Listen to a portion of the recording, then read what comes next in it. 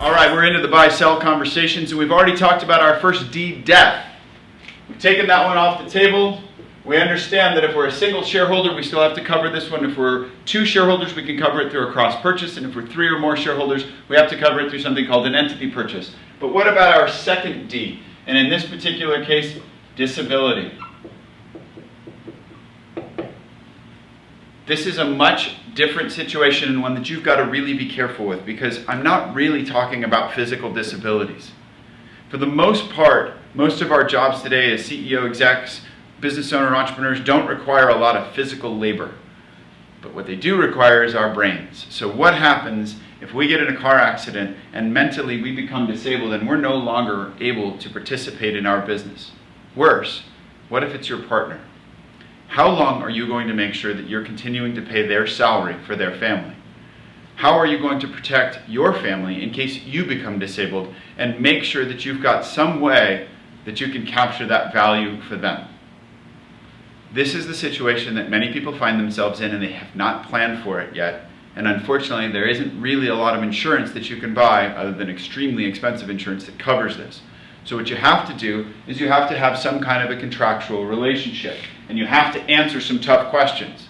The first one is, how long am I going to pay your salary? And the second one is how long will we allow you to be disabled before we trigger some sort of a buyout of your interest? These are real questions, and they're real tough, but they have to be answered. So let's just take the case of two partners here and how we would solve this disability problem. What you've got is you've got an agreement.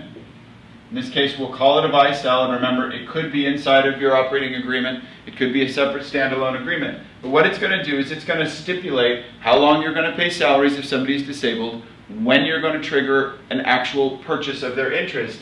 And what's going to happen is the company is going to be entitled to purchase the interest of the disabled person. And how do we want to do this?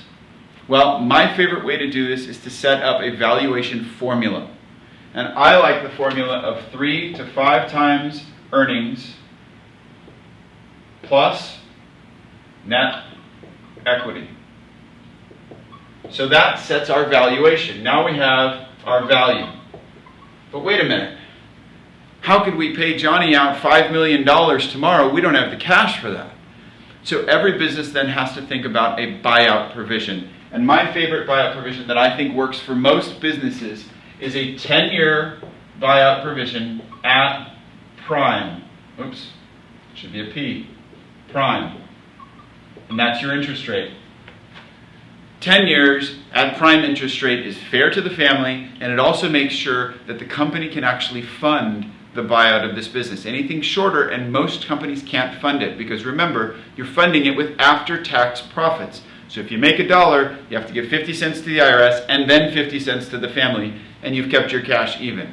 So I like a 10-year buyout at prime. I like to use the formula of 3 to 5 times earnings, and I like to have a contract that states how long we're going to pay their salaries and exactly when the buyout is triggered if someone becomes disabled. It's incredibly important contingency planning and often forgotten in the buy-sell.